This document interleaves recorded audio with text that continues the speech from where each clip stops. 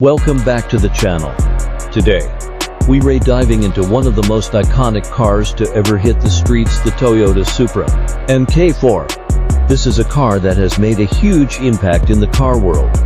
From its legendary performance to its presence in pop culture, let us get into why this car is a true legend. First off, the Supra MK4, also known as the A80, was produced from 1993 to 2002.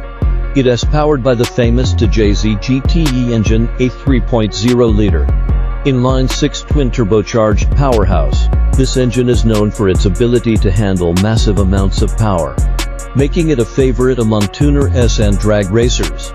It is not uncommon to see these cars pushing 1,000 horsepower or more, especially with some aftermarket upgrades. Now, let's talk about performance.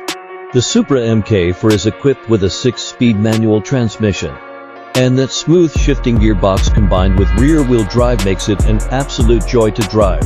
The car's handling is well balanced, thanks to its double wishbone suspension, and it feels solid at high speeds. Whether you're on the street or at the track, this car can handle whatever you throw at it. The exterior design of the Supra MK4 is timeless. It has that low slung, aggressive stance with a long hood and wide fenders, which gives it a sleek, aerodynamic look. It is also known for its pop-up headlights, a feature that has become iconic in its own right. When you see one of these cars coming down the road, you know it's something special. Inside, the MK4 Supra keeps things simple but functional. The cockpit is driver-focused, with all the controls within easy reach. The seats are sporty yet comfortable, offering support for both daily driving and spirited driving sessions. And even though it is a performance car, the Supra MK4 isn't all about raw power.